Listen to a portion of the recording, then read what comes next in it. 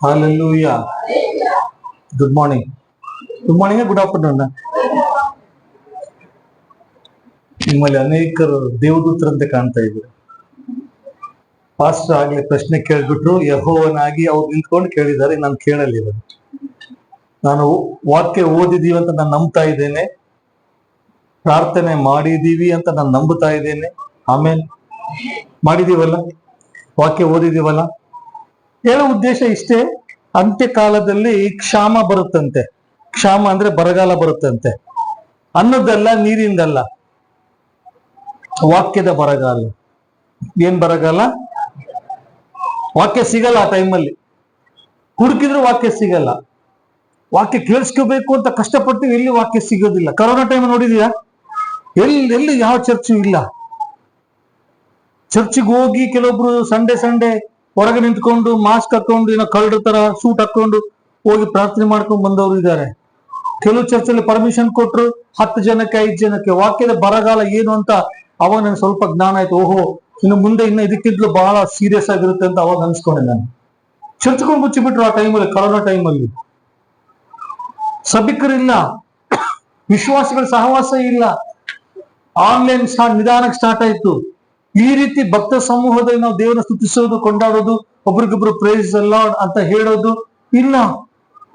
ಕ್ಷಾಮ ಬರುತ್ತೆ. ಇದಕ್ಕಿಂತಲೂ ದೊಡ್ಡ ಕ್ಷಾಮ, ಘೋರ ಕ್ಷಾಮ. ಅದು ಬರೋಕ್ಕಿಂತ ಮುಂಚೆ ನಾವು ವಾಕ್ಯದಲ್ಲಿ ಬಹಳ ಬಲಶಾಲಿಗಳಾಗ್ಬೇಕು. ಯಾವ್ದ್ರಲ್ಲಾಗ್ಬೇಕು? ವಾಕ್ಯದಲ್ಲಿ ಬಲಶಾಲಿಗಳಾಗ್ಬೇಕು. ಆ ವಾಕ್ಯ ನಮ್ಮಲ್ಲಿರುವಾಗ ಆ ವಾಕ್ಯ ನಮ್ಮನ್ನ ಬಲಪಡಿಸುತ್ತೆ. ವಾಕ್ಯ ನಮ್ಮಲ್ಲಿರುವಾಗ ವಾಕ್ಯ ನಮ್ಮನ್ನ ಬಲಪಡಿಸುತ್ತೆ. ವಾಕ್ಯ ನಮ್ಮೊಟ್ಟಿಗೆ ಮಾತಾಡುತ್ತೆ. ವಾಕ್ಯ ನಮ್ಮ ಕಣ್ಣೀರು ಒರೆಸುತ್ತೆ. ವಾಕ್ಯ ನಮಗೆ ಶಕ್ತಿ ಕೊಡುತ್ತೆ. ವಾಕ್ಯ ನಮಗೆ ಆಹಾರ ಕೊಡುತ್ತೆ. ಹಲ್ಲೆಲೂಯಾ. ದೇವರು ಯಾರ ಹತ್ರ ಯಾವ ರೀತಿ ಮಾತಾಡ್ತಾನೋ ಗೊತ್ತಿಲ್ಲ. ಆದ್ರೆ ದೇವರು ಖಂಡಿತವಾಗಿ ಮಾತಾಡುವಾಗ ಆತನ ಉದ್ದೇಶ ಪೂರ್ವಕವಾಗಿ ಮಾತಾಡ್ತಾನೆ. ಚಪ್ಪಾಳೆ ತಟ್ಟೋಣ. ಉದ್ದೇಶವಿಲ್ಲದೆ ಆತನ ಮಾತುಗಳು ಯಾವುದು ಹೊರಡೋದಿಲ್ಲ. ಉದ್ದೇಶ ಪೂರೈಸಿದಂತೆ ಯಾವ ಮಾತು ಹಿಂತಿರುಗಿ ಬರೋದಿಲ್ಲ. ವಾಕ್ಯ ಹೇಳುತ್ತೆ, ಆತನ ಬಾಯಿಂದ ಹೊರಡುವಂತ ಪ್ರತಿಯೊಂದು ಮಾತು ಕಾರ್ಯ ಸಾಧಕವಾದದ್ದು. ಕಾರ್ಯವನ್ನ ಸಾಧಿಸೇ ಅದು ಬರ್ತದೆ ವಾಪಸ್. ಇವತ್ತು ವಾಕ್ಯ ಹೊರಡುತ್ತೆ ಅಂದ್ರೆ ಅದು ನಮ್ಮಲ್ಲಿ ಕಾರ್ಯ ಮಾಡಿ ಆಮೇಲೆ ಹೋಗಿ ಆ ಮಾತು ದೇವರಿಗೆ ಸಾಕ್ಷಿ ಹೇಳುತ್ತೆ, ಸ್ವಾಮಿ ಈ ವಾಕ್ಯ ನೆರವೇರಿಸಿದ್ದೀನಿ. ಆದ್ರೆ ನಾವು ಸಿದ್ಧರಾಗಿರ್ಬೇಕು. ನಿಮ್ಮಲ್ಲಿ ಎಷ್ಟು ಜನಕ್ಕೆ ಫ್ರೆಂಡ್ಸ್ ಇಲ್ಲ, ಸ್ನೇಹಿತರು ಇಲ್ಲ? ಎಂತಹ ಹುಚ್ಚು ಪ್ರಶ್ನೆ ಕೇಳ್ತಾನೆ ಈ ಮೇಷ್ಟ್ರು. ಕೇಳೋ ಪ್ರಶ್ನೆನ ಎಲ್ಲರಿಗೂ ಫ್ರೆಂಡ್ಸ್ ಇದಾರಲ್ಲ. ಅಣ್ಣವ್ರಿಗೂ ಫ್ರೆಂಡ್ಸ್ ಇದ್ದಾರೆ, ಅಕ್ಕೋರ್ಗೂ ಫ್ರೆಂಡ್ಸ್ ಇದ್ದಾರೆ, ಯವನಸ್ಥ ಮಕ್ಕಳಿಗೂ ಇದ್ದಾರೆ, ಮಧ್ಯ ವಯಸ್ಕರು ಇದ್ದಾರೆ, ಕಾಲೇಜು ಸ್ಕೂಲ್ ಗೋರ್ ಎಲ್ಲರಿಗೆ ಫ್ರೆಂಡ್ಸ್ ಇದ್ದಾರೆ. ನಾನು ಕೇಳುವಂತ ಪ್ರಶ್ನೆ, ನಿನ್ನ ಫ್ರೆಂಡ್ ಯಾವ ರೀತಿಯಲ್ಲಿ ಇದ್ದಾರೆ? ನಿನಗಿರುವ ಫ್ರೆಂಡ್ ಯಾರು? ಇವತ್ತು ಸಭೆಯಲ್ಲಿ ನಾವು ಬೆಂಕಿಗಳಾಗಿ ಉರಿಬೇಕು ಅಂತ ಬಹಳಷ್ಟು ಆಸಕ್ತಿ ಇರ್ತದೆ. ಸಭೆಯಲ್ಲಿ ನಾವು ಹೆಂಗಿರ್ಬೇಕು ಅಂದ್ರೆ ಬರ್ನಿಂಗ್ ಬುಷ್, ಉರಿಯುವಂತ ಪೊದೆಯಾಗಿರ್ಬೇಕು ಅಂತ ಬಹಳಷ್ಟು ಆಸಕ್ತಿ ಇರುತ್ತೆ. ಆದರೆ ಬಹಳ ಸಲ ನಮಗಿರುವಂತ ಫ್ರೆಂಡ್ಶಿಪ್, ಗೆಳೆತನ ನಮ್ಮನ್ನ ಹಾಳು ಮಾಡುತ್ತೆ, ಅಥವಾ ನಮ್ಮನ್ನ ಆ ದರ್ಶನದಿಂದ ದೂರ ಮಾಡುತ್ತೆ. ಆದಿತ್ಯವಾರ ನಾವು ಬರ್ತೀವಿ, ಇಲ್ಲಿ ಬೆಂಕಿ ಅಂತೆ ವಾಕ್ಯ ಬರುತ್ತೆ. ನಾನು ಕೇಳಿಸ್ಕೊಳ್ತಾ ಇರ್ತೀನಿ ವಾಕ್ಯ ಬರುವಾಗ, ನಮ್ಮ ಇರುವಾತನೇ ಸಭೆಯಿಂದ ಬರುವಾಗ ಕೇಳಿಸ್ಕೊಳ್ತಾ ಇರ್ತೀನಿ. ಪಾಸ್ಟರ್ ಅವರು ಗದರಿಸ್ತಾರೆ, ನಗಿಸ್ತಾರೆ, ಬೆಂಚ್ ಚಪ್ಪರಿಸ್ತಾರೆ, ಬೆತ್ತವನ್ನು ಹೊಡಿತಾರೆ ಅಲ್ವಾ. ಎಂತ ಒಳ್ಳೆ ಸಭೆ. ಸಂಡೆ ಫುಲ್ ಚಾರ್ಜ್ ಆಗ್ತೀವಿ. ಆಮೇಲೆ ನಾವು ಮನೆಗೆ ಹೋಗಿದ ತಕ್ಷಣ ಅಲ್ಲಿ ಮಧ್ಯಾಹ್ನದಿಂದನೇ ನಮ್ಮ ಫ್ರೆಂಡ್ಶಿಪ್ ಶುರುವಾಗಿರುತ್ತೆ. ಅಥವಾ ನಾಳೆ ಕಾಲೇಜ್ಗೆ ಹೋದಾಗ, ಕೆಲ್ಸಕ್ಕೆ ಹೋದಾಗ ಅಲ್ಲೊಂದು ಫ್ರೆಂಡ್ಶಿಪ್ ಸ್ಟಾರ್ಟ್ ಆಗಿರುತ್ತೆ ನಮಗೆ. ಅದು ನಮ್ಮನ್ನ ಮತ್ತೆ ಪೂರ್ತಿಯಾಗಿ ಚೊಂಬು ಬೋರ್ಲ್ ಹಾಕಿ ನೀರು ಹೊಯ್ದಂಗಿರ್ತದೆ. ಮತ್ತೆ ಆದಿತ್ಯವಾರ ಮತ್ತೆ ಬರ್ತೀವಿ, ಮತ್ತೆ ಚಾರ್ಜ್ ಆಗ್ತೀವಿ. ಅಲ್ಲಿ ಹೋಗಿದ ತಕ್ಷಣ ಚಾರ್ಜ್ ಎಲ್ಲ ಡ್ರೈನ್ ಆಗ್ಬಿಡುತ್ತೆ. ನಾವು ದೇವ್ರಿಗೋಸ್ಕರ ಯಾಕೆ ಸಾಧನೆ ಮಾಡ್ತಾ ಇಲ್ಲ? ನಾವು ಪ್ರಶ್ನೆ ಹಾಕೋಬೇಕು, ನನ್ನಲ್ಲಿ ಏನ್ ಕೊರತೆ ಇದೆ, ನನ್ನಲ್ಲಿ ಏನ್ ಮಿಸ್ಟೇಕ್ ಇದೆ, ನಾನು ಯಾಕೆ ದೇವರಿಗೋಸ್ಕರ ಅಗ್ನಿಯಂತೆ ನಾನು ಯಾಕೆ ಉರಿತಾ ಇಲ್ಲ? ನಾನು ಯಾಕೆ ವಾಕ್ಯ ಹೇಳಕ್ ಆಗ್ತಾ ಇಲ್ಲ, ನಾನು ಯಾಕೆ ಹಾಡುಗಳು ಹಾಡಕ್ ಆಗ್ತಾ ಇಲ್ಲ, ನಾನು ಯಾಕೆ ವಾದ್ಯಗಳನ್ನು ಬಾರ್ಸಕ್ ಆಗ್ತಾ ಇಲ್ಲ, ನಾನು ಯಾಕೆ ಹಾಡು ಬರೆಯಕ್ ಆಗ್ತಾ ಇಲ್ಲ, ನಾನು ಯಾಕೆ ಹಾಡುಗಳಿಗೆ ರಾಗ ಹಾಕಕ್ ಆಗ್ತಾ ಇಲ್ಲ, ನಾನು ಯಾಕೆ ಪ್ರಾರ್ಥನೆ ಮಾಡಕ್ ಆಗ್ತಾ ಇಲ್ಲ. ನಾವು ಒಂದು 5 ನಿಮಿಷ ಕಣ್ಣು ಮುಚ್ಚಿ ಪ್ರಾರ್ಥನೆ ಮಾಡಿದ್ರೆ ಗಾಬರಿ ಆಗ್ಬಿಡುತ್ತೆ. ಏನೋ ಪ್ರಪಂಚದಲ್ಲಿ ಏನೋ ಅಲ್ಲೋಲ ಆಗ್ಬಿಡುತ್ತೆ, ಕಣ್ಣು ತೆಗೆದು ನೋಡ್ತಿರ್ತೀವಿ. ವೈಯಕ್ತಿಕ ಪ್ರಾರ್ಥನೆ ಮಾಡುವಾಗ ನೋಡ್ರಿ, ಏನೋ ಒಂದು ತಾಸು ಮಾಡಿದಷ್ಟು ಫೀಲಿಂಗ್ ಆಗುತ್ತೆ, ಬರೀ 5 ನಿಮಿಷ ಆಗಿರುತ್ತೆ ಅಷ್ಟೇ. ಈಗ ಇನ್ನ ಮುಳ್ಳು ಹೋಗಲ್ದೆ ಅಂತಿರ್ತೀವಿ ನಾವು. ಮತ್ತೆ ಕಣ್ಣು ಮುಚ್ಚಿ ಕಷ್ಟಪಟ್ಟು ಅದು ಬಿಡಿಸ್ಕೊಳ್ಳೋ ಪ್ರಯತ್ನ ಮಾಡಿ ಮತ್ತೆ ಅಂಟಿಸಿ ಮತ್ತೆ ಕಣ್ಣು ತೆಗೆದು ನೋಡ್ತೀವಿ, ಇನ್ನ 10 ನಿಮಿಷ ಇಷ್ಟೇನ ಆಗಿರೋದು. ಪ್ರಾರ್ಥನೆ ನಮ್ಮನ್ನ ಏನ್ ಹೇಳ್ತೀರಾ, ಆ ಪ್ರಾರ್ಥನೆ ನಮ್ಗೆ ಮುಂದೆ ಪ್ರೊಸೀಡ್ ಆಗ್ತಾ ಇಲ್ಲ. ಇವತ್ತು ನಿನಗಿರುವಂತ ಸ್ನೇಹಿತ ಯಾರು? ಚೆನ್ನಾಗಿ ಪ್ರಶ್ನೆ ಮಾಡು. ನಮ್ಮಲ್ಲಿ ಬಹಳಷ್ಟು ಜನ ನಾವು ದರ್ಶನಗಳನ್ನ ಕಳ್ಕೊಳ್ತಾ ಇದ್ದೀವಿ. ನಮ್ಮಲ್ಲಿ ಬಹಳಷ್ಟು ಜನ ದೇವರ ಸಹವಾಸದಿಂದ ದೂರ ಹೋಗ್ತಾ ಇದ್ದೀವಿ. ಬಹಳಷ್ಟು ಜನ ನಾವು ಏನ್ ಸಾಧಿಸ್ಬೇಕು ಅಂತೇಳಿ ದೀಕ್ಷೆ ತಗೊಂಡಿದೀವೋ, ಚಾಲೆಂಜ್ ತಗೊಂಡಿದೀವೋ, ಏನ್ ತೀರ್ಮಾನ ಮಾಡಿದೀವೋ, ದೀಕ್ಷಾಸ್ನಾನ ತಕ್ಕೊಂಡಾಗಿರ್ಲಿ, ಯೇಸು ಸ್ವಾಮಿನ ಸ್ವಂತ ರಕ್ಷಣೆ ಅಂಗೀಕರಿಸ್ಕೊಂಡಾಗಿರ್ಲಿ, ಪ್ರತಿ ವಾರ ಇಲ್ಲಿ ಬಂದು ವಾಕ್ಯ ಪಡ್ಕೊಂಡು ಹೋಗುವಾಗಿರ್ಲಿ, ಅದನ್ನ ಮುಂದುವರ್ಸ್ಕೊಂಡು ಹೋಗಕ್ಕಾಗ್ತಾ ಇಲ್ಲ. ಯಾಕೆಂದ್ರೆ ನಾವು ಪ್ರಪಂಚದಲ್ಲಿ ಇಜ್ಜೋಡಾಗ್ತಾ ಇದ್ದೀವಿ. ಸ್ನೇಹ ನಮ್ಮನ್ನ ದಾರಿ ತಪ್ಪಿಸ್ತಾ ಇದೆ. ನಮ್ಮನ್ನ ಪ್ರಶ್ನೆ ಮಾಡ್ಕೋಬೇಕು. ನಾವು ಸ್ನೇಹಿತರು ಅಂದ ತಕ್ಷಣ ನಾನು ಚರ್ಚ್ ಹೊರಗಡೆ ಇರುವಂತ ಅವಿಶ್ವಾಸಿಗಳ ಬಗ್ಗೆ ನಾನು ಜಾಸ್ತಿ ಮಾತಾಡ್ತಾ ಇಲ್ಲ. ಇವತ್ತು ಚರ್ಚಲ್ಲಿರುವಂತ ವಿಶ್ವಾಸಿ ಸಹೋದರರಿಂದಲೇ ನಾವು ಯಾರು ನಮ್ಮ ಸ್ನೇಹಿತರು, ನನ್ನ ಸ್ನೇಹಿತೆಯರು ಅಂತ ನಾವು ಯಾರು ಅನ್ಕೊಳ್ತೀವೋ, ನಮ್ಮಲ್ಲೇ ಬಹಳ ಜನ ನಮ್ಮನ್ನು ದಾರಿ ತಪ್ಪಿಸ್ತಾ ಇರ್ತಾರೆ. ನಾವು ಎಚ್ಚರಿಕೆಯಾಗಿರ್ಬೇಕು. ಯೇಸು ಸ್ವಾಮಿ ಅಂತ್ಯ ಕಾಲದಲ್ಲಿ ಕುರಿಗಳ ವೇಷ ಹಾಕೊಂಡು ತೋಳಗಳು ಬರ್ತವೆ. ವಿಶ್ವಾಸಗಳ ರೂಪದಲ್ಲೇ ಜನರಿರ್ತಾರೆ. ಅವಿಶ್ವಾಸಿಗಳ ಹತ್ರ ನಾವು ಜಲ್ದಿ ಹೋಗೋದಿಲ್ಲ, ಯಾಕಂದ್ರೆ ಭಯ ಪಡ್ತೀವಿ. ಬೇಡಪ್ಪ, ಅವ್ರ ವಿಶ್ವಾಸಿಗಳು, ನಾವು ವಿಶ್ವಾಸಿಗಳು. ಸೈತಾನ್ ಏನ್ ಮಾಡ್ತಾನೆ, ನಾವು ನಿಂತಲ್ಲಿ ಕಾಲ್ ಕೆಳಗಡೆ ಎಣ್ಣೆ ಹಾಕಿರ್ತಾನೆ ಜಾರ್ಲಿ ಅಂತೇಳಿ. ಎಲ್ಲ ನನ್ನ ಕಡೆ ನೋಡ್ತಾ ಇದ್ದೀರಾ? ನೋಡ್ದಿರೋಲ್ಲ ಹಾಲೆಲ್ಲ ಹೇಳ್ರಿ ನೋಡೋಣ. ನೋಡಪ್ಪ, ಏ ಹುಯಿ ಬಾತ್ ಮನ್ ಕಿ ಬಾತ್ ನಿಖಲಿ ಬಾಹರ್.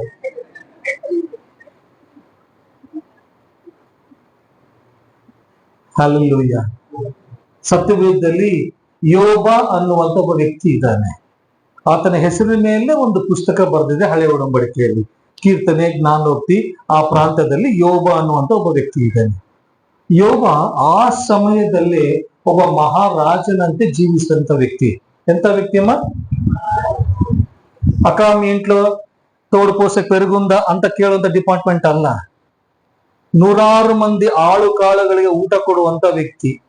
ಬೈಬಲ್ ಅಲ್ಲಿ ನೀವು ಎಷ್ಟು ಎಕ್ಸಾಂಪಲ್ಸ್ ತಗೊಳ್ತೀರೋ, ಅವರೆಲ್ಲರೂ ದೇಶಗಳನ್ನ ಆಳಿದಂತವರು, ರಾಜರಾಗಿ ಬದುಕಿದವರು. ನಾವು ಅಬ್ಬೆಪಾರಿ ಡಿಪಾರ್ಟ್ಮೆಂಟ್ ಅಲ್ಲ. ನಮ್ಮನ್ನು ಸಹ ದೇವರು ರಾಜರಂತೆ ಜೀವಿಸಕ್ಕೋಸ್ಕರ ನಮ್ಮನ್ನ ಕರೆದಾನೆ. ನಾವು 10 ಜನಕ್ಕೆ ಊಟ ಕೊಡ್ಬೇಕು. ನಂಬಿದವರು ಹಲ್ಲೆಲೂಯಾ ಹೇಳ್ಬೋದು. ನಾವು 10 ಜನಕ್ಕೆ ಹಣ ಸಹಾಯ ಮಾಡ್ಬೇಕು. ನಂಬಿದವರು ಹಲ್ಲೆಲೂಯಾ ಹೇಳ್ಬೋದು. ಇರ್ಲಿ ಬಿಡಯ್ಯ ಅನ್ನಂಗೈತೆ ನೀವ್ ಹೇಳ್ತಾ ಇರೋದು. ಹಲ್ಲೆಲೂಯಾ ಅಂತ ಎಲ್ಲಿ ಹಲ್ಲೆಲೂಯಾ ಅಂತ ಬಹಳ ಸಾಲ ಕೊಟ್ಟ ತಿವಿತಾನಂತ ಭಯ ನಿನಗೆ. ಅಲ್ಲೇ ಚರ್ಚೆಗೆ ಇರ್ತಾನೆ, 10,000 ರೂಪಾಯಿ ಇನ್ನ ಕೊಡ್ರೆ ಹಲ್ಲೆಲೂಯಾ ಅಂತ ಹೇಳಿ ಬಾವಾಗ ನೋಡ್ಕೊಂತೇನೆ ನೀನು. ಆ ಭಯದಿಂದ ಹೇಳಕತ್ತೀವಿ. ಹಲ್ಲೆಲೂಯಾ ಅಂದ್ರೆ ಇರ್ಲಿ ಬಿಡಯ್ಯ ಅನ್ನಂಗೈತೆ ನಿಮ್ದು. ದಾವೀದ ರಾಜನಾಗಿ ದೇವರನ್ನ ಮಹಿಮೆ ಪಡಿಸ್ದ. ಯೋಬ ರಾಜನಂತೆ ಜೀವಿಸಿ ದೇವರನ್ನ ಮಹಿಮೆ ಪಡಿಸ್ದ. ಅಬ್ರಹಾಮ ರಾಜನಂತೆ ಬದುಕಿ ದೇವರನ್ನ ಮಹಿಮೆ ಪಡಿಸ್ದ. ಯಾಕೋಬ, ಏಸಾವ ಮಾಮೂಲ್ ಜನರಲ್ಲ, ಅವರು ರಾಜರಂತೆ ಬದುಕಿದ್ರು. ಸಾಕಷ್ಟು ಆಳು ಕಾಳುಗಳಿದ್ರು, ಕುರಿ ದನಗಳು ಸಾಕಷ್ಟು ಅಸಂಖ್ಯಾತವಾಗಿದ್ವು. ನೀನು ನಾನು ಆ ರೀತಿ ಜೀವನ ಜೀವಿಸ್ಬೇಕು. ಇಲ್ಲ ಇರ್ಲಿ ಬಿಡಯ್ಯ, ಅದು ಕತೆ. ದೇವರಿಗೋಸ್ಕರ ದೊಡ್ಡ ಕನಸುಗಳು ಕಾಣ್ಬೇಕು. ಸಣ್ಣ ಪುಟ್ಟ ಲಿಲ್ಲಿ ಪುಟ್ ಕನಸುಗಳಲ್ಲ. ಬಗಲಗ 10 ಬೈ 5 ಮನೆ ತಗೊಂತೀನಿ, ಒಂದು 3 ಅಡಿ ಆ ಕಡೆ ಹೋಗ್ತೀನಿ, 4 ಅಡಿ ಈ ಕಡೆ ತಗೊಂತೀನಿ. ನಾನು ಶಾರೀರಿಕ ವಿಷಯ ಬಗ್ಗೆ ಮಾತಾಡ್ತಿಲ್ಲ. ನಾವು ರಾಜರಾಗಿ ಜೀವಿಸ್ಬೇಕು. ಇನ್ನು 10 ಜನಕ್ಕೆ ನಾವು ಕೆಲಸ ಕೊಡ್ಬೇಕು. ಆಗುತ್ತೆ. ಬೈಬಲ್ ಎಕ್ಸಾಂಪಲ್ಸ್ ಇಲ್ವಾ? ಯಪ್ಪ ಇವನೇನ್ ಬಂದ್ ಕೂಡ ಪ್ರಾಸ್ಪೆರಿಟಿ ಥಿಯರಿ ಹೇಳ್ತಾ ಇದ್ದೇನೆ? ಇಲ್ಲ. ನಾನು ಮಟೀರಿಯಲಿಸ್ಟಿಕ್ ಬಗ್ಗೆ ನಾನು ಮಾತಾಡ್ತಾ ಇಲ್ಲ. ಆದ್ರೆ ನಾವು ವಾಕ್ಯದಲ್ಲಿ ಧೈರ್ಯವಾಗಿ ನಿಂತಾಗ ದೇವರು ನಮ್ಮನ್ನ ಶರೀರದ ರೂಪದಲ್ಲಿ ನಮ್ಮನ್ನ ಬಲಪಡಿಸ್ತಾನೆ. ನಂಬಿದವ್ರು ಗಟ್ಟಿಯಾಗಿ ಆಮೇಲೆ ಹೇಳ್ಬೋದು. ಅದು ಇಂಗ್ಲಿಷ್ ಅಲ್ಲಿ ಮಾತಿದೆ, out of abundance of heart the mouth speaketh ಅಂತ. ಹೃದಯದ ಪರಿಪಕ್ವತೆಯಿಂದ ಹೃದಯ ಎಷ್ಟು ತುಂಬಿರುತ್ತೋ ಆ ತುಂಬಿದ ವಿಷಯಗಳಿಂದ ಬಾಯಿ ಮಾತಾಡುತ್ತಂತೆ. ನಾನು ರಾಜನಂತೆ ಜೀವಿಸ್ತೀನಿ ಅಂತ ಹೇಳುವಾಗ ನಿನ್ನ ಹೃದಯ ತುಂಬಿರುತ್ತೆ, ಹೌದು ನಾನು ರಾಜನಂತೆ ಜೀವಿಸ್ತೀನಿ ಅಂತ. ನಾನು ರ್ಯಾಂಕ್ ಹೋಲ್ಡರ್ ಆಗ್ತೀನಿ, ನಾನು ಒಳ್ಳೆ ಜಾಬ್ ಪಡ್ಕೊಳ್ತೀನಿ, ನಾನು IAS ಆಗ್ತೀನಿ, ನಾನು IPS ಆಗ್ತೀನಿ, ನಾನು ಡಾಕ್ಟರ್ ಆಗ್ತೀನಿ, ನಾನು ಇಂಜಿನಿಯರ್ ಆಗ್ತೀನಿ, ನಾನು ಪಾಸ್ಟರ್ ಆಗ್ತೀನಿ. ನಂಬಿದ್ರೆ ಆಗುತ್ತೆ. ಹಲ್ಲೆಲೂಯಾ. ನನಗೆ ಸಾಕ್ಷಿ ಹೇಳುವಾಗ ದೊಡ್ಡ ಸಮಸ್ಯೆ. ಈ ಸಭೆ ಅಂತಲ್ಲ, ಆಲ್ಮೋಸ್ಟ್ ಎಲ್ಲ ಸಭೆಯಲ್ಲಿ ಗಂಡು ದಿಕ್ಕೇ ಇರೋದಿಲ್ಲ ಸಾಕ್ಷಿ ಹೇಳಕ್ಕೆ. ಗಂಡು ಮಕ್ಕಳು ಸಾಕ್ಷಿಗಳ ಟೈಮಲ್ಲಿ ಹೆಂಗಿರ್ತಾರ ಅಂದ್ರೆ, ಪತ್ನಿ ಪೀಡಿತರ ಸಂಘದ ಅಧ್ಯಕ್ಷರಿದ್ದಂಗೆ ಇರ್ತಾರ. ಹೆಂಗಿರ್ತಾರ? ಪತ್ನಿ ಪೀಡಿತ ಸಂಘದ ಸದಸ್ಯರಲ್ಲ, ಅಧ್ಯಕ್ಷರಿದ್ದಂಗೆ ಇರ್ತಾರ. ನರಸಪ್ತ ಜೀವಿಗಳು ನೀವು ಮುಂದೆ ಅಲ್ಲಪ್ಪ, ಎಲ್ಲ ಪುರುಷ ಪುಂಗವರೆಲ್ಲ ಹಂಗೆ ನೋಡ ಅಂತ ಅಲ್ಲಿ ಇಲ್ಲಿ ಟುಸ್ ಪಟಾಕಿಗಳು, ನೀರ್ನಾಗದಿ ಲಕ್ಷ್ಮೀ ಬಾಂಬುಗಳೇ. ಯಾಕಂದ್ರೆ ಅವ್ವ ತಿನಿಸಿಲ್ಲ ಏದಂತ ನೋಡಿದಾಗ ಆಪಲ್ ಹಣ್ಣು ಇಲ್ಲೇ ಸಿಗಾಕೊಂಡ್ಬಿಡತ್ತೆ, ಬಾಯಿ ಹೊರಗೆ ಬರಂಗಿಲ್ಲ ಮಾತುಗಳು. ಯಾಕೆ ನಿಮ್ಮ ಜೀವನದಲ್ಲಿ ದೇವರು ಅದ್ಭುತ ಮಾಡಿಲ್ವ? ಹೋದ್ವಾರ ಅವ್ರಿಗೊಂದೇ ಮಾಡಿದಾರ? ದೇವ್ರ ಪಕ್ಷಪಾತಿಯ? ಸಾಕ್ಷಿ ಹೇಳಕ್ ಒಂದು ಸಾಕ್ಷಿ ಇಲ್ವಾ ಸಹೋದರರಲ್ಲಿ? ಯಾಕೆ ತರ್ಲೆ ನಾವು ಅಳ್ಳ ಮಾಡಿ ಇಂಟರ್ ಚಪ್ಪಡ ಮಾ ಅಕ್ಕ ಚಪ್ ಮಾ ಚಲ್ ಚಪ್ ಚಪ್ ನೀನ್ ಚಪ್ ಚಪ್ ಚಪ್ ಚಪ್ ನೀನ್ ಏನ್ ಮಾಡ್ತಿದ್ದೀವಿ? ಸೊಳ್ಳೆ ಹೊಡಿ, ತಿಗಣೆ ಸಾಯಿಸ್ಕೊಂತ ಕೂತ್ಕೊ. ನಾವು ಸಾಕ್ಷಿ ಹೇಳುವುದರಿಂದ ಸೈತಾನನ್ನ ಓಡಿಸ್ತೇವೆ. ಇವತ್ತು ಈ ಕ್ಷಣದಲ್ಲಿ ನನಗಿರುವಂತ ಟೆನ್ಷನ್ ಇಂದ ನಾನು ಮನೆಯಿಂದ ಹೊರಗೆ ಬರಬಾರ್ದು, ನನ್ನ ಕುಟುಂಬ ಹೊರಗೆ ಬರಬಾರ್ದು. ನಾನು ಸೈತಾನಿಗೆ ಸವಾಲ್ ಹಾಕಿದೆ, ಏನೇ ಮಾಡದು ಇದು ಮಾತ್ರ ಬಿಡೋದಿಲ್ಲ. ನಿಜ ಹೇಳ್ತಾ ಇದ್ದೀನಿ, ಈ ಕ್ಷಣದಲ್ಲಿ ನನಗಿರುವಂತ ಟೆನ್ಷನ್, ನನ್ನ ಕುಟುಂಬದಲ್ಲಿರುವಂತ ಟೆನ್ಷನ್ ಒಂದು ವೇಳೆ ನಿಮಗೆ ಗೊತ್ತಾದ್ರೆ ಇದ ಮನುಷ್ಯನ ಏನ್ ಬೇರೆನಾ? ಆದರೆ ನನ್ನಲ್ಲಿರುವ ಆತನು ಲೋಕದಲ್ಲಿರುವ ಆತನಿಗಿಂತ ವಿಶ್ವಾಸ.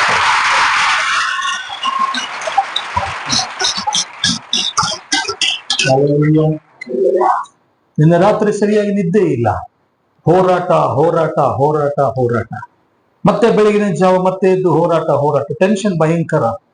ಇನ್ನೂ ಉತ್ತರ ಸಿಕ್ಕಿಲ್ಲ ಪ್ರಾರ್ಥನೆಗೆ. ನಾನು ಸೈತಾನ ಒಂದೇ ಮಾತಾಡಿದೆ, ಸೈತಾನ ನನ್ನ ಮುಟ್ಟಿ ನೀನು ಮಿಸ್ಟೇಕ್ ಮಾಡ್ತಾ ಇದ್ದೀನಿ, ನನ್ನ ಮುಟ್ಟಿ ನೀನು, ನನ್ನ ತಡಿಕಡೆ ನೀನು ಮಿಸ್ಟೇಕ್ ಮಾಡ್ತಾ ಇದ್ದೀನಿ, ನೀನ್ ಸೋಲ್ತಿ ಗ್ಯಾರಂಟಿ. ಆಗ್ಲೇ ಸೋತಿ ಮತ್ತೆ ಜ್ಞಾಪಿಸ್ತಾ ಮತ್ತೆ ಸೋಲ್ತಿದ್ದೀನಿ ಇವಾಗ. ಹಲ್ಲೆಲೂಯಾ. ನೀನು ಸಾಕ್ಷಿ ಕೊಡಬೇಕು, ದೇವರಿಗೆ ಮಹಿಮೆ ಆಗುತ್ತೆ. ಯೌವನಸ್ಥ ಮಕ್ಕಳೇ, ಸಾಕ್ಷಿ ಹೇಳೋದನ್ನ ಕಲ್ತ್ಕೊಡ್ರಿ. ಅಣ್ಣಂದಿರು ಸಾಕ್ಷಿ ಹೇಳೋದನ್ನ ಕಲ್ತ್ಕೊಡ್ರಿ. ಇವತ್ತು ನಾವು ಉಸಿರಾಡ್ತಾ ಇದೀವಿ ಅಂದ್ರೆ ಅದು ದೊಡ್ಡ ಸಾಕ್ಷಿ. ಗಾಡಿಯಲ್ಲಿ ಹೋಗಿ ಮತ್ತೆ ಸುರಕ್ಷಿತವಾಗಿ ಮನೆಗೆ ಬಂದಿವಿ ಅಂದ್ರೆ ಅದು ಸಾಕ್ಷಿ. ಇವತ್ತು ನನ್ನ ಕುಟುಂಬ ಚೆನ್ನಾಗಿ ಒಂದು ವಾರ ಒಳ್ಳೆ ಊಟ, 3 ಹೊತ್ತು ಊಟ ಮಾಡಿದೀವಿ, ಅದು ಸಾಕ್ಷಿ. ನನ್ನ ಕುಟುಂಬದಲ್ಲಿ ಎಲ್ಲರೂ ಆರೋಗ್ಯವಾಗಿದ್ದಾರೆ, ಅದು ಸಾಕ್ಷಿ. ಕಳೆದ ವಾರವೆಲ್ಲ ದೇವರು ನನ್ನ ಮನೆಯಲ್ಲಿ ನೆಮ್ಮದಿ ಕೊಟ್ಟಿದ್ದಾನೆ. ನಾವು 6 ದಿವಸ 7 ದಿವಸ ನಾವು ಚೆನ್ನಾಗಿ ಪ್ರಾರ್ಥನೆ ಮಾಡಿದೀವಿ, ಹೊಟ್ಟೆ ತುಂಬಾ ಊಟ ಮಾಡಿದೀವಿ, ಸಮಾಧಾನ ಜೀವಿಸಿದೀವಿ. ಅನುಭವ ಸೈತಾನಿಗೆ ಪಟ ಅಂತ ಹೊಡೆದಂಗಿರ್ತದೆ. ಇರ್ಲಿ ಬಿಡು, ಅದೇನ್ ದೊಡ್ಡ ವಿಷಯ, ಎಲ್ರ ಮನೆ ಜರಗದೆ ಅಂದ್ರೆ ಸೈತಾನ್, ನೋಡ್ ಸ್ವಾಮಿ ನೀನ್ ಎಲ್ಲ ಕೊಟ್ಟಿ ಅವನೇನ್ ಮಾಡ್ತಾನ ನೋಡಂತ ಹೋಗಿ ಹೇಳ್ತಾನೆ. ಸೈತಾನ ದೂಷಕ. ಯೋಬ ಒಬ್ಬ ರಾಜನಂತೆ ಜೀವಿಸಿದ.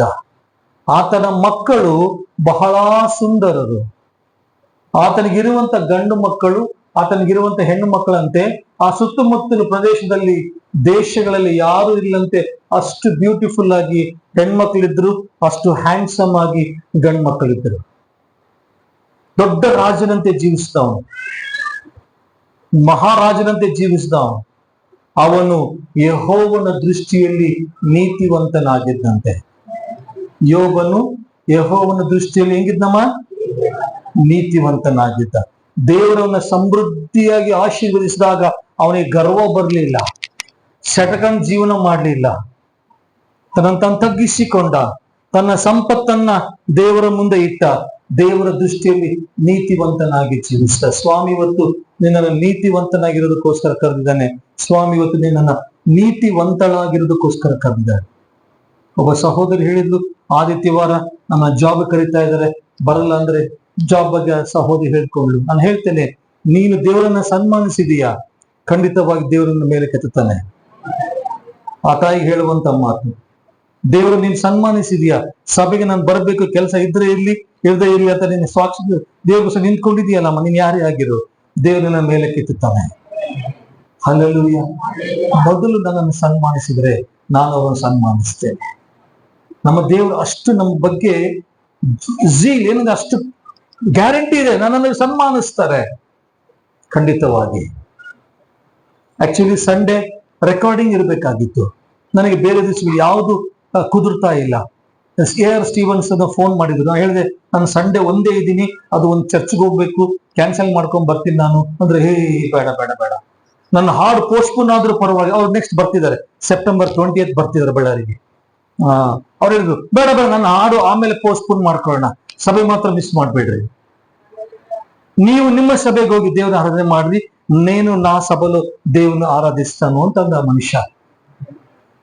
ರೆಕಾರ್ಡಿಂಗ್ ಆಗ್ಬೇಕು, ಖಂಡಿತವಾಗಿ ಆಗ್ಬೇಕು. ಆಗಸ್ಟ್ ಅಲ್ಲಿ ರಿಲೀಸ್ ಆಗ್ಬೇಕು, 15th ಎಲ್ಲ ರಿಲೀಸ್ ಆಗ್ಬೇಕು ತೀರ್ಮಾನ ಮಾಡಿದ್ವಿ. ಆಗ್ಲೇ 3 ಸಾಂಗ್ ರೆಕಾರ್ಡ್ ಆಯ್ತು ಆನ್ಲೈನ್. ಚರ್ಚ್ಗೆ ಮಿಸ್ ಮಾಡಬಾರ್ದು. ನಾನು ಹೇಳಿದೆ, ಬ್ರದರ್ ನನಗಿರೋದು ಒಂದೇ ಒಂದ್ ದಿವಸ, ಅದು ಆಯ್ತು ಮತ್ತೆ ನೀವಾಗ ಅರ್ಜೆಂಟ್ ಇದೆ ಬಾ ಅಂದ್ರೆ ಯಾವ್ದನ್ನ ಒಂದು ಚರ್ಚಿಗೆ ಮೆಸೇಜ್ ಚಕ್ಕರ್ ಹೊಡೆದು ನಾನು ಬರ್ತೀನಿ అంతే. అలా చేయకండి, మీరు మీ చర్చికి వెళ్ళండి, నేను నా చర్చికి వెళ్తాను. ఆదివారం మనం సంఘంలో ఉండాల్సింది. హల్లెలూయా. ಯೋಬನು ದೇವರ ದೃಷ್ಟಿಯಲ್ಲಿ ನೀತಿವಂತನಾಗಿದ್ದ. ನೀನು ದೇವರ ದೃಷ್ಟಿಯಲ್ಲಿ ನೀತಿವಂತನಾಗಿದ್ದೀಯಾ, ಅದು ನಿನ್ನ ಮನಸ್ಸಾಕ್ಷಿ ಮಾತ್ರ ಸಾಕ್ಷಿ ಕೊಡುತ್ತೆ. ನಿನ್ನ ಏನು ಆಂತರ್ಯ ಇದೆಯಲ್ಲ, ನಿನ್ನ ಸೋಲ್, ನಿನ್ನ ಆತ್ಮ ನುಡಿಯುತ್ತೆ, ನೀನ್ ದೇವರ ಮುಂದೆ ನೀತಿವಂತನ ಅಲ್ಲ. ನಿನಗೆ ನಿನ್ನ ಆತ್ಮ ಹೇಳುತ್ತೆ, ನೀನು ದೇವರ ದೃಷ್ಟಿಯಲ್ಲಿ ನೀತಿವಂತಳು ಹೌದೋ ಇಲ್ವೋ ಅಂತೇಳಿ. ಲೋಕ ದೃಷ್ಟಿಯಲ್ಲಿ ನೀನು ನೀತಿವಂತನಾಗಿ ಕಾಣಿಸ್ಬೋದು, ಆದ್ರೆ ನಿನ್ನ ಮನಸ್ಸಾಕ್ಷತೆ, ಹೇ ಕಳ್ಳಿ, ನೀನ್ ನಿಜವಾಗ್ಲೂ ನೀತಿವಂತಳಾಗಿದೀಯಾ, ಏ ಕಳ್ಳ ನೀನ್ ನಿಜವಾಗ್ಲೂ ನೀತಿವಂತನಾಗಿದೀಯಾ, ಅದನ್ನ ಯಾರು ಮೋಸ ಮಾಡಕ್ ಆಗಲ್ಲ, ಅದನ್ನ ಸಾಯಿಸ್ಕೊಳಕ್ಕಂತೂ ಆಗದೇ ಇಲ್ಲ. ದೇವರ ದೃಷ್ಟಿಯಲ್ಲಿ, ಲೋಕದ ದೃಷ್ಟಿಯಲ್ಲಿ ನೀನು ಬಹಳ ಕೆಟ್ಟವನಾಗಿ ಕಾಣ್ಬೋದು, ಆದ್ರೆ ನಿನ್ನ ಮನಸ್ಸು ಹೌದು ನಾನು ನೀತಿವಂತನು ಅಂತ ಸಾಕ್ಷಿ ನುಡಿದ್ರೆ ಅದಕ್ಕಿಂತ ಸಂತೋಷ ಬೇರೆ ಯಾವುದಿಲ್ಲ. ಜನರನ್ನ ಮೆಚ್ಚೋದು ಬೇಕಾಗಿಲ್ಲ, ಇಂಪಾಸಿಬಲ್. ಅವ್ರನ್ನ ಮೆಚ್ಚಕ್ ಸಾಧ್ಯನೇ ಇಲ್ಲ.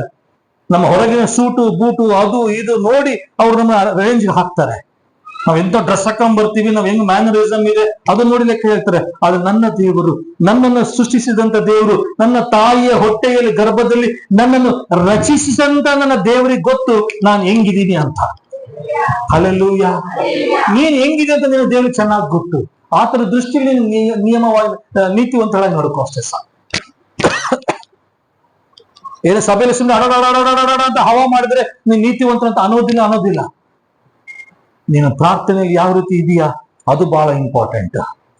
ಸಭೆಯಲ್ಲಿ ಸೇವೆ ಮಾಡ್ಬೇಕು, ಸಭೆಯಲ್ಲಿ ಓಡಾಡ್ಬೇಕು, ಸಭೆಯಲ್ಲಿ ಕೆಲಸಗಳು ಆಗ್ಬೇಕು, ನಿಮ್ಮ ಅವಶ್ಯಕತೆ ಇದೆ, ಅದ್ರ ಬಗ್ಗೆ ಮಾತಾಡ್ತಾ ಇಲ್ಲ. ನಿನ್ನ ಒಳಗಿನ ಸಾಕ್ಷಿ ದೇವರೊಟ್ಟಿಗೆ ಯಾವ ರೀತಿಯಲ್ಲಿ ಇದೆ. ನೀನ್ ಎಲ್ಲಾ ಪ್ರಾರ್ಥನೆಗಳು ಹೋಗ್ತಾ ಇದೀಯಾ, ಎಲ್ಲಾ ಮೀಟಿಂಗ್ಸ್ ಹೋಗ್ತಾ ಇದೀಯ, ಚರ್ಚ್ ಆಕ್ಟಿವಿಟೀಸ್ ಎಲ್ಲದರಲ್ಲಿ ಭಾಗವಹಿಸ್ತಾ ಇದೆಯಾ, ಆದ್ರೆ ದೇವರೊಟ್ಟಿಗೆ ಕನೆಕ್ಷನ್ ಯಾವ ರೀತಿಯಲ್ಲಿ ಇದೆ. ಯಾವಾಗ ನೀನು ದೇವರೊಟ್ಟಿಗೆ ಅನ್ಯೋನ್ಯವಾಗಿ ದೇವರ ದೃಷ್ಟಿಯಲ್ಲಿ ನೀತಿವಂತನಾಗಿ ಜೀವಿಸ್ತೀಯೋ, ಒಬ್ಬ ಮಾತ್ರ ಬಹಳ ಅಪ್ಸೆಟ್ ಆಗ್ತಾನೆ, ಸೈತಾನ. ಅವನ್ ಟಾರ್ಗೆಟ್ ಇಷ್ಟೇ, ನೀನು ದೇವರ ದೃಷ್ಟಿಯಲ್ಲಿ ನೀತಿವಂತಳಾಗಿ ಇರಬಾರದು. ಸಿಂಪಲ್. ನಿನಗೆ ರೋಗ ತರಬೇಕು, ನಿನ್ ಕಂಪನಿ ಲಾಸ್ ಮಾಡಬೇಕು, ಅದು ಯಾವ್ದು ಬ್ರದರ್, EQLF ಟ್ರೇಡಿಂಗ್ ಸ್ಟಾಪ್ ಆಗ್ಬೇಕು, ಪಂಗನಾಮ ಇಡ್ಬೇಕು, ಅವೆಲ್ಲ ಬಹಳ ಮಂದಿ ನಗ್ತಾ ಇದಾರೆ. ಅಲ್ಲೇನು ತೋತ್ರಂ 10,000 ಮಿಟ್ಟಿನೇ ಮಿಲ್ಗಯ, 6,000 ಉಡ್ಸ್ಕೊಂಡ್ ಪೋಯಿಂದಿ. ತೋತ್ರಂ ಆತರಂ ಅದು ಸೈತಾನ ದೃಷ್ಟಿ ಅಲ್ಲ. ನಿನಗೆ ನಿನ್ನ ಡಿಸ್ಟರ್ಬ್ ಮಾಡ್ಬೇಕು ಅಷ್ಟೇ ಸೈತಾನ ದೃಷ್ಟಿ. ಅರ್ಥ ಆಗ್ತದೆಯಾ? ನಿನ್ನೆಲ್ಲ ದೇವರಿಂದ ದೂರ ಮಾಡ್ಬೇಕು, ಅದೊಂದೇ ಅವ್ನ ಟಾರ್ಗೆಟ್. ಅದಕ್ಕೋಸ್ಕರ ನಿನಗೇನ್ ಮಾಡ್ಬೇಕು ನಿನಗ್ ಮಾಡ್ತಾನೆ, ನನಗೇನ್ ಮಾಡ್ಬೇಕು ನನಗ್ ಮಾಡ್ತಾನೆ. ಅವನಿಗೆ ಗೊತ್ತು ಯಾರಿಗೆ ಏನ್ ಮಾಡ್ಬೇಕು ಅಂತ. ಎಲ್ಲರಿಗೂ ಒಂದೇ ಕಾರ್ಡ್ ಪ್ಲೇ ಮಾಡಲ್ಲ ಅವನು. ದೇವರಿಂದ ದೂರ ಆಗೋದಕ್ಕೋಸ್ಕರ ಇವಳಿಗೆ ಏನ್ ಮಾಡ್ಬೇಕು, ಇವನಿಗೆ ಏನ್ ಮಾಡ್ಬೇಕು, ಅವನಿಗೆ ಚೆನ್ನಾಗಿ, ನಿನಗೆಂತ ಚೆನ್ನಾಗಿ ಗೊತ್ತು ಅವನಿಗೆ. ಯಾಕಂದ್ರೆ ದೇವರ ಸನ್ನಿಧಾನದಲ್ಲಿ ವರ್ಷಿಪ್ ಲೀಡರ್ ಆದವನು ಕಳ್ಳ. ಮಹಾಪ್ರಚಂಡ, ಅವನು ಭಯಂಕರ ಟ್ಯಾಲೆಂಟ್ ಅವನಿಗೆ, ಒಳ್ಳೆ ವರ್ಷಿಪ್ ಲೀಡರ್, ಎಲ್ಲ ಹಾಡುಗಳು ಬಾಯ ಹಾಟ ಅವನಿಗೆ. ಬೈಬಲ್ ಯಹೋ ದೇವರ ಮುಂದೆ ಆರಾಧನೆ ಮಾಡಿದವನು, ಚಷ್ಟ ನಿಂತ್ಕೊಂಡು ಹಿಂಗೆ ಅಲ್ಲ, ದೇವಾದಿ ದೇವನ ಕೆರೂಬಿಯರು ಸೆರಾಫಿಯರ ಮಧ್ಯದಲ್ಲಿ ಯೆಹೋವ ದೇವರು ಘನ ಗಾಂಭೀರ್ಯನಾಗಿ ಅತಿ ಭಯಂಕರನಾಗಿ ಆತನು ಇರುವಾಗ ಆತನ ಮುಂದೆ ಆರಾಧನೆ ಮಾಡಿದಂತ ವ್ಯಕ್ತಿ ಲೂಸಿಫರ. ಅವನಿಗೆ ಗೊತ್ತಿರಲಾರಂತ ಬೈಬಲ್ ಇಲ್ಲ. ನಿನ್ನ ಬಗ್ಗೆ ಎಲ್ಲ ಗೊತ್ತು, ಎಷ್ಟೊರಿಗೆ ಗೊತ್ತಾ? ಈ ಕ್ಷಣದವರೆಗೆ ಏನಾಗಿದೆ ಅಷ್ಟೇ ಗೊತ್ತು, ಮುಂದಿನ ಕ್ಷಣ ಗೊತ್ತಿಲ್ಲ ಅವನಿಗೆ. ಅವನೇನ್ ಮಾಡ್ತಾನೆ, ಇಲ್ಲಿವರೆಗೆ ಏನಾಗದ ಅದನ್ನ ಜ್ಞಾಪಕ ಮಾಡಿ ಮಾಡಿ ಮಾಡಿ ನಿನ್ನ ಎತ್ತಿ ಬಿಸಾಕ್ತಾನೆ. ಆದ್ರೆ ನಾನು ನಂಬಿದಂತ ನನ್ನ ಯೇಸುವಿಗೆ ನನ್ನ ಜೀವಮಾನದ ಕೊನೆಯ ಪುಟಗಳು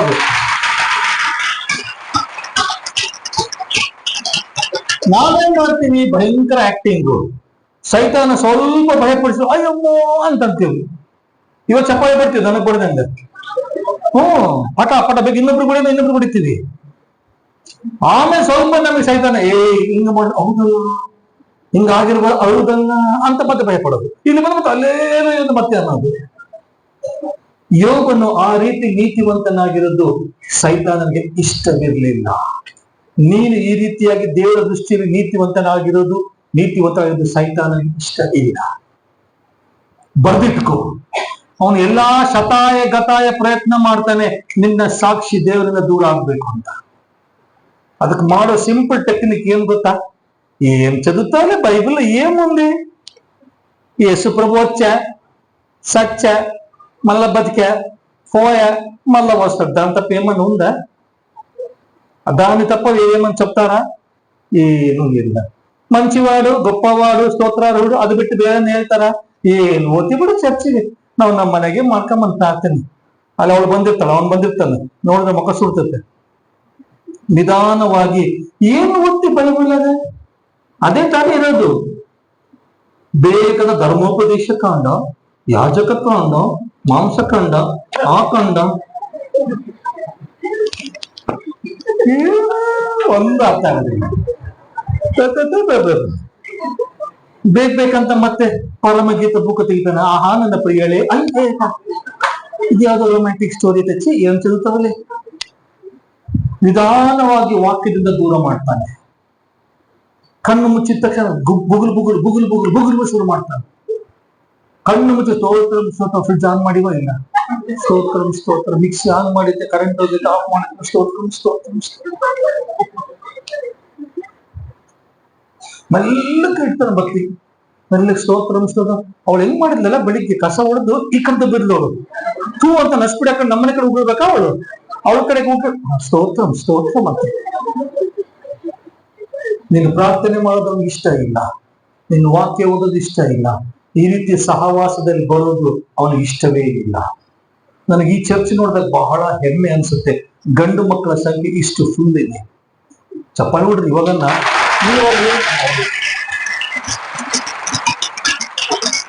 ಇಷ್ಟು ಮಂದಿ ಗಂಡು ಮಕ್ಕಳು ಬರೋದು ಕೆಲವೇ ಸಭೆಗಳಲ್ಲಿ ಮಾತ್ರ. ಇಲ್ಲ ಯಂಕ ನೊಣ ಸೀನ ಅಂತ 3 ಇರ್ತಾರೆ ಅಷ್ಟೇ. ಎಲ್ಲ ಅವಳೆ ದುಡ್ಕೊಂಡ್ಬಿಡ್ತಾರೆ. ಯಪ್ಪ ಮುಂದಪ್ಪ ಅವಳೆ ಬಂದ್ಬಿಡ್ತಾರೆ. ಆಮೇಲೆ ಕರೆದಲ್ಲಿ ಕುಣಿಸ್ಬಿಡ್ತಾರೆ, ಆಮೇಲೆ ಬೆಂಚ್ಗಳು ತುಂಬಿಡ್ತಾರೆ. ಯೋಬನು ನೀತಿವಂತನಾಗಿದ್ದು ಸೈತಾನಿಗೆ ಇಷ್ಟವಾಗಲಿಲ್ಲ. ದೇವರ ಸನ್ನಿಧಾನದಲ್ಲಿ ನಿಂತ್ಕೊಂಡ. ಎಷ್ಟು ಧೈರ್ಯ ನೋಡ್ರಿ ಅವನಿಗೆ.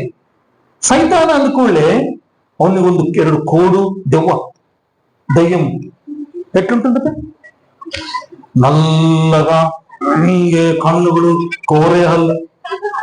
ಇವಾಗ ನಗು ರಾತ್ರಿ 12 ಗಂಟೆಗೆ ಕರೆಂಟ್ ಹೋಗ್ಲಿ ಮತ್ತೆ ಒಬ್ಬಳೆ ಮನೆಗಿದ್ದಾಗ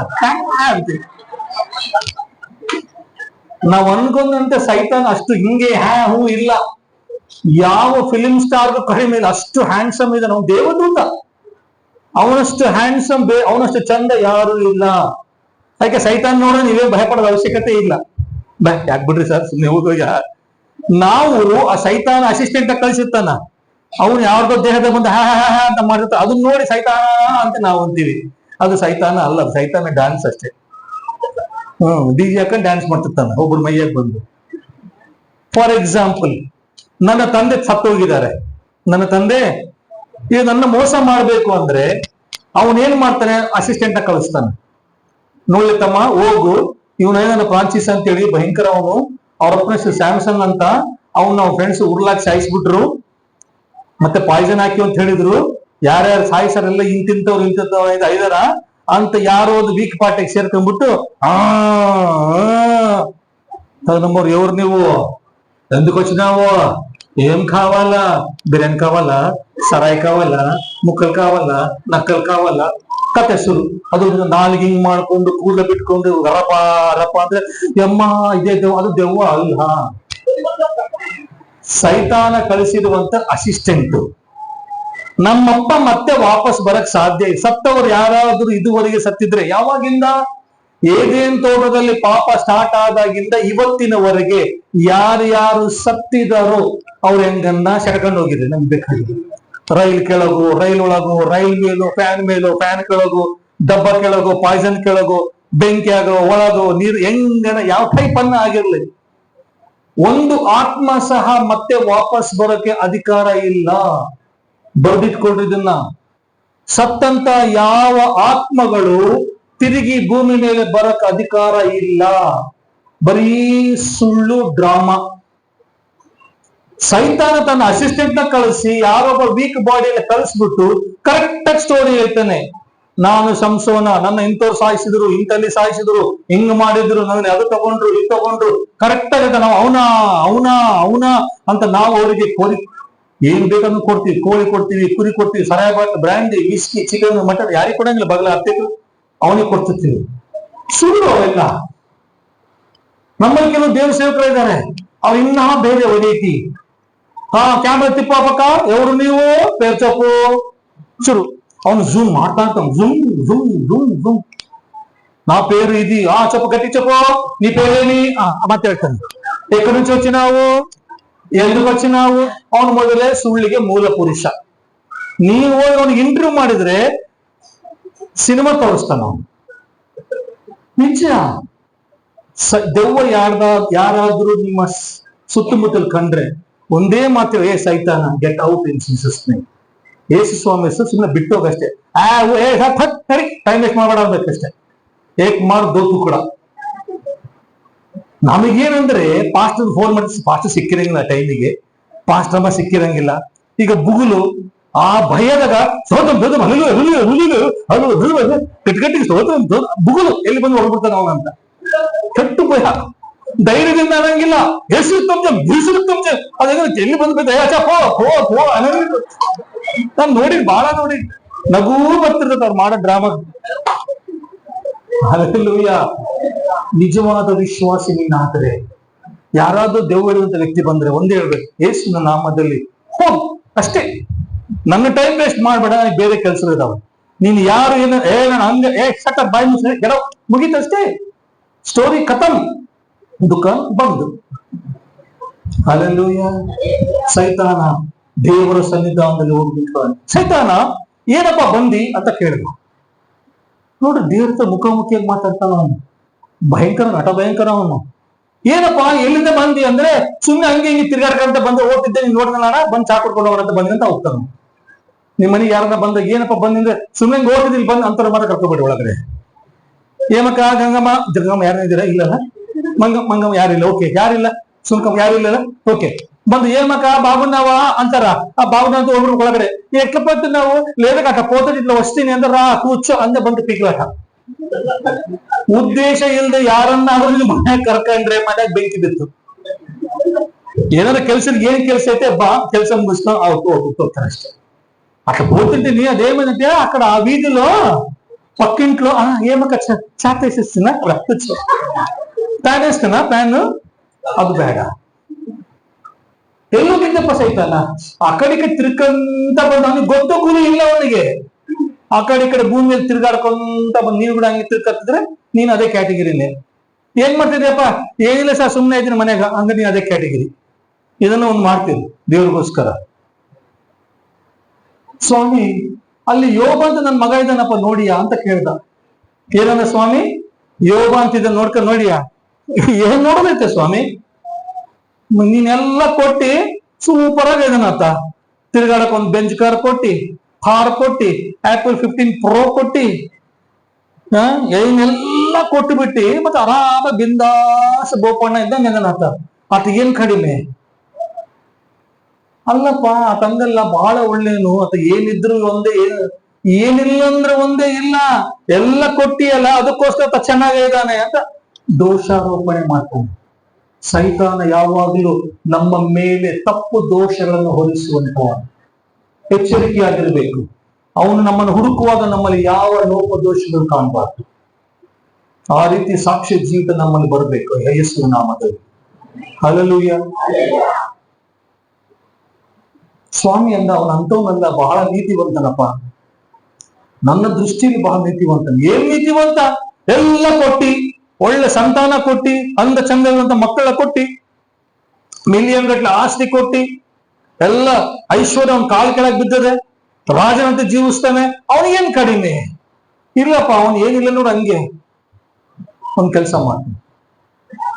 ಆದ್ರೆ ಒಂದ್ ಪರ್ಮಿಷನ್ ಕೊಡ್ತೀನಿ ಸೈತಾನ, ಯೋಬನಿಂದ ಎಲ್ಲವನ್ನ ಕಿತ್ಕೋ, ಆದ್ರೆ ಅವನ ಪ್ರಾಣದ ಮೇಲೆ. ಸ್ವಾಮಿಗೆ ಒಂದು ಚಾಲೆಂಜ್ ಮಾಡ್ತಾ, ಏನ್ ಗೊತ್ತಾ, ಸ್ವಾಮಿ ನೀನು ಅವತ್ತು ಎಲ್ಲವನ್ನ ಕಿತ್ಕೊಂಡ್ಬಿಡು, ಅವನನ್ನ ಶಪಿಸ್ತಾನೆ ಅಂತಾನೆ.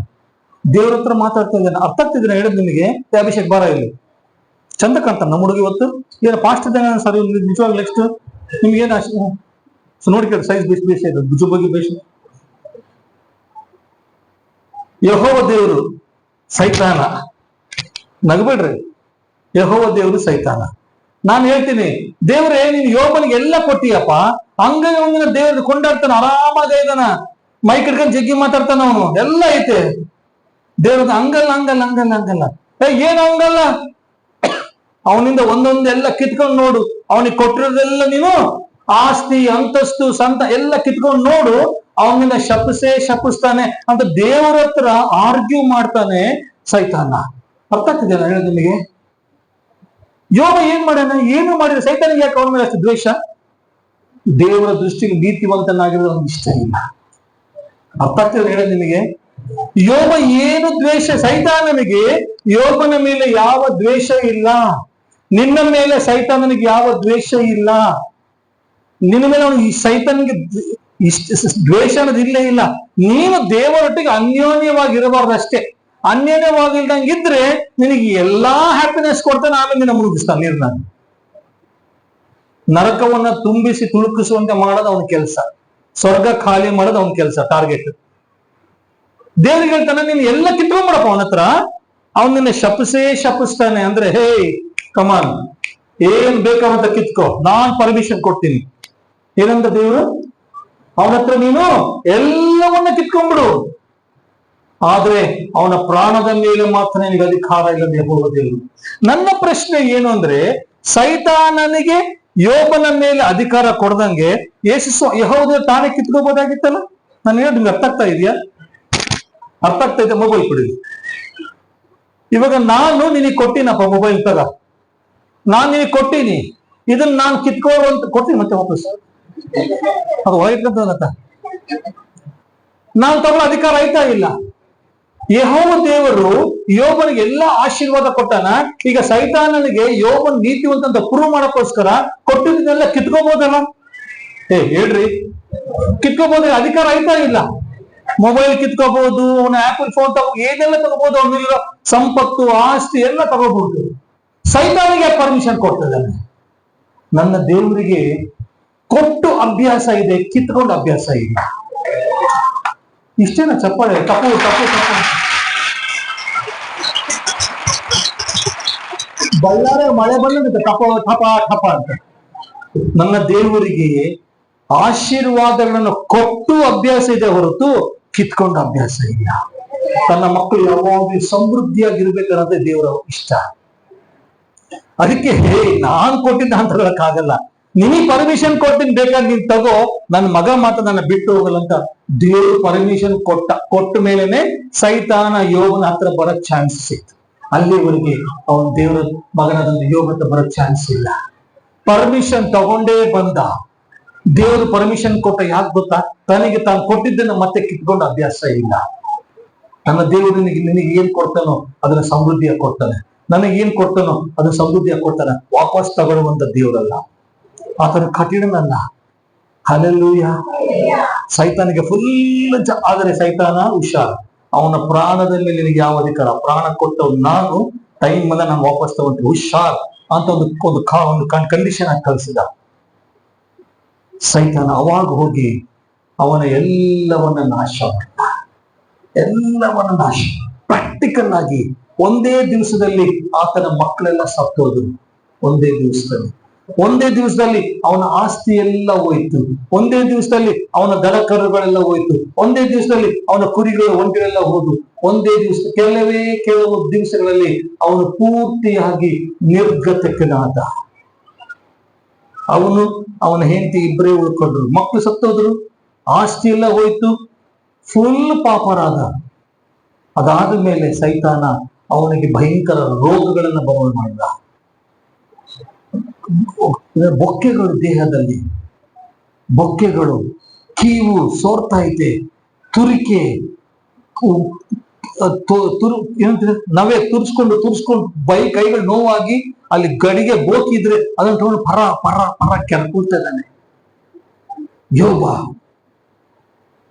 ಅವನ ಹೆಂಡತಿ ಬಂದು ಹೇಳ್ತಾಳೆ, ಏನ್ ನೀನು ಇವಾಗ ಅದನ್ನ ದೇವ್ರು ಅಂತ ಇದ್ದಿ, ಆ ದೇವ್ರನ್ನ ಶಪಿಸಿ ಸಾಯ್ ಅಂತ ಹೇಳಿ ಹೋಗ್ಬಿಡ್ತಾಳೆ.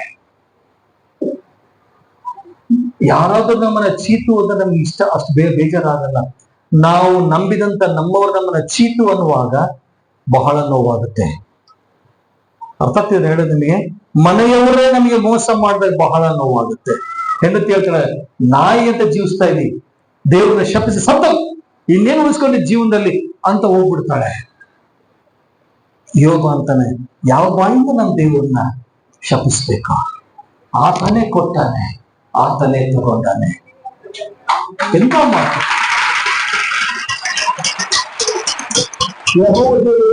ಏನಾದ್ರು ಫೋನ್ ಮಾಡಿ ಹೇಳಿದ್ನ?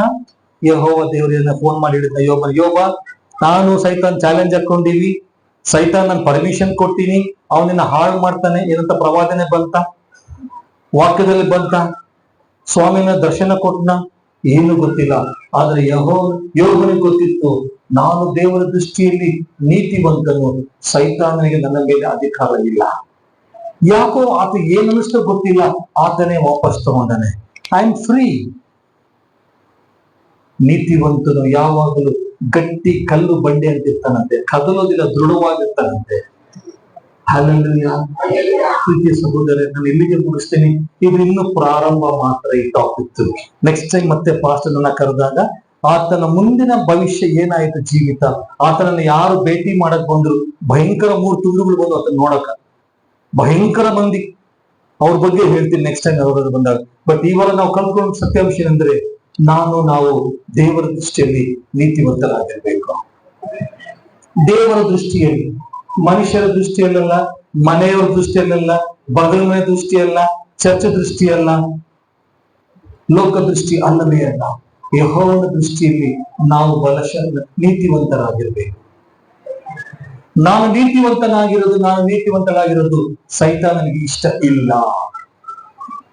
ಅವನಿಗೆ ನಮ್ಮನ್ನ ದೇವರನ್ನು ದೂರ ಮಾಡ್ಬೇಕನ್ನೋದೇ ಇಷ್ಟ. ನನ್ನ ಮೇಲೆ ಅವನಿಗೆ ಯಾವ ದ್ವೇಷ ಇಲ್ಲ, ಆದ್ರೆ ನಾನು ದೇವರಿಗೆ ಅಂಟ್ಕೊಂಡಿದ್ದೀನಲ್ಲ, ಆ ಅಂಟ್ಕೊಂಡಿರೋದು ಅವನಿಗೆ ಇಷ್ಟ ಇಲ್ಲ. ಅದಕ್ಕೋಸ್ಕರ ನನ್ನ ಮೇಲೆ ಬೇರೆ ವಿಷಯಗಳನ್ನ ಬರಮಾಡ್ತಾನೆ. ಇವತ್ತು ನೀವು ವಾಕ್ಯದ ಪ್ರಕಾರ ಜೀವನ ಮಾಡ್ತಾ ಇದ್ದೀರಿ, ಸತ್ಯ ಮಾರ್ಗದಲ್ಲಿ ನಡೀತಾ ಇದ್ದೀರಿ, ವಾಕ್ಯದ ಎಲ್ಲಾ ಭಾಗಗಳನ್ನ ನೀವು ಪಾಲಿಸ್ತಾ ಇದ್ದೀರಿ. ಆದ್ರೂ ನಿಮ್ಮಲ್ಲಿ ಯಾವುದೋ ವಿಷಯ ಕಾಡ್ತಾ ಇದೆ ಅಂದ್ರೆ, ಒಂದು, ನೀನು ಸ್ಥಿರವಾಗಿರುವಾಗ ದೇವರು ಮೌನವಾಗಿರ್ತಾನೆ, ಮೌನದಲ್ಲಿ ಎಲ್ಲವನ್ನ ಮಾತಾಡ್ತಾನೆ ಸ್ವಾಮಿ. ಆ ಟೈಮಲ್ಲಿ ದೀರ್ಘವಾದಂತ ಒಂದು ಮೌನ ಇದ್ದೇ ಇರುತ್ತೆ. ಸ್ವಾಮಿನ ಪ್ರಾರ್ಥನೆ ಕೇಳೇ ಇಲ್ಲ, ಸ್ವಾಮಿ ಉತ್ತರ ಕೊಡ್ತಾನೆ ಇಲ್ಲ, 108 ಪ್ರಶ್ನೆಗಳು ಬರ್ತವೆ. ಆದ್ರೆ ನಾವು ಸ್ಥಿರಚಿತ್ತರಾಗಿರ್ಬೇಕು, ದೃಢವಾಗಿರ್ಬೇಕು. ಒಂದು ಸಮಯ ಬರ್ತದೆ, ಆಗ ದೇವರು ನಮ್ಮನ್ನ 2ರಷ್ಟು ಆಶೀರ್ವಾದ ಮಾಡ್ತಾನೆ. ಹಲ್ಲೆಲೂಯಾ.